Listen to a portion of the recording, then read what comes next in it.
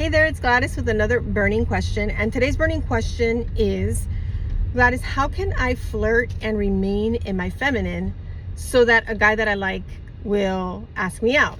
So flirting is one of those things that sometimes needs to be explained because different people think of it differently, and some people give flirting a negative connotation. So you do not have to be like super, I don't even want to say the word because I don't want it to be taken off of social media, but you don't have to be promiscuous. You don't have to be like ultra trying to be seductive in order for a man to respond to you, right? So flirting is nothing more than giving someone a signal that you would be interested in talking to them and getting to know them. So there's a really simple flirting technique. I don't even like to call it that because it sounds so strategic, but it really is about you just being, first of all, you want to tap into like, I am a beautiful, loving, and lovable woman. I am the prize. I am, I bring so much to the table. You want to tap into your own version of femininity, right? So femininity is also one of those words that means different things to different women, but basically it means that I am secure in who I am. I'm confident in who I am as a woman, and I realize I have value, I have worth in and of myself. I don't need a man in order to feel valuable. I don't need to have a man in my life to feel like I matter. I matter in and of myself. When you tap into your own personal power, you tap into your own security, then there's an inherent tool that you have, flirting tool, that everyone has, and that is your smile. And so if you see somebody across the room, if you see somebody that catches your eye, catches your attention, or the two of you are, let's say that you're in person, right? Meeting somebody in person. Maybe you're not even like at a place to meet somebody. Maybe you're at the grocery store, you're at the post office, you're putting gas in your car, and you notice that someone is looking at you. A lot of people, what they do is they immediately like avert their eyes, like, oh, I don't want them to see that I'm looking at them. No, you want him to see that you're looking at him. Like, you want him to notice that you're noticing him, not because you're chasing, you're not going to pursue, you're not going to lead. It's just a smile. So a smile serves as an invitation without an obligation. What do I mean by that? It's an invitation for you to, hold on, there's a lot of traffic here, for you to perhaps come and speak to me without the obligation of me having to do anything, to give you my number, to continue the conversation. It's just saying, hey, I'm approachable. If you were to approach, you were to come up to me to talk to me, I would probably reply. I'd probably engage in a conversation with you. Then as you're having a conversation with the person, you're learning more about them. You're going to start getting the sense if this is somebody that you'd like to keep getting to know, getting at the very least continue talking to, and then you can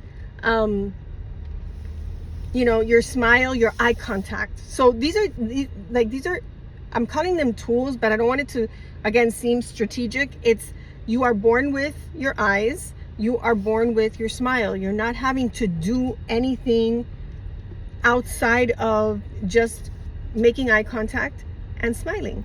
And that is what it does, is it lowers, like, remember, men are taking a big risk when imagine if you're at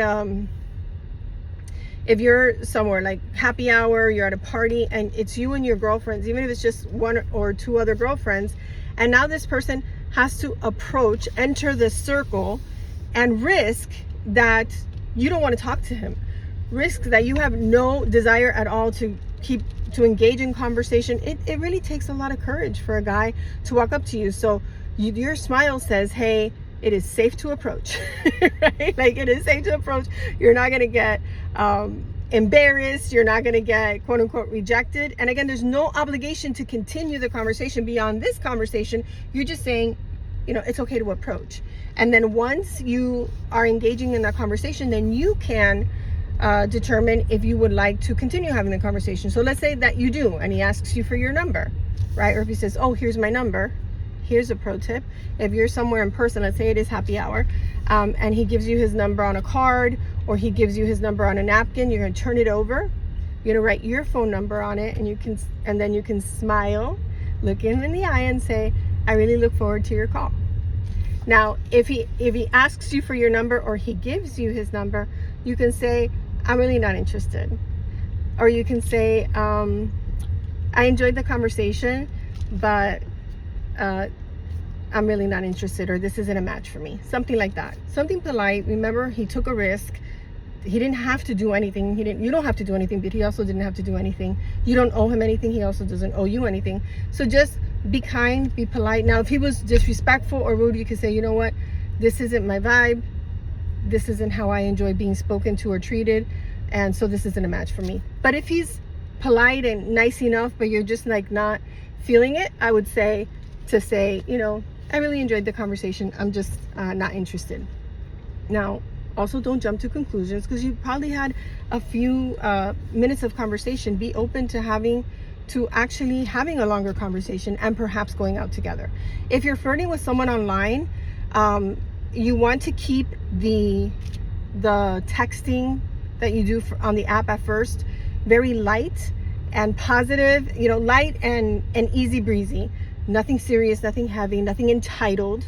I would say that for in person as well. Nobody owes you anything and you don't owe them anything, but you can keep it light without going into that border of the, I can't say the word because I don't want this taken down from social media, like for it to be overly sensual in nature, right? Because you don't want to give the impression that you want to engage in that kind of conversation. You're just getting to know them.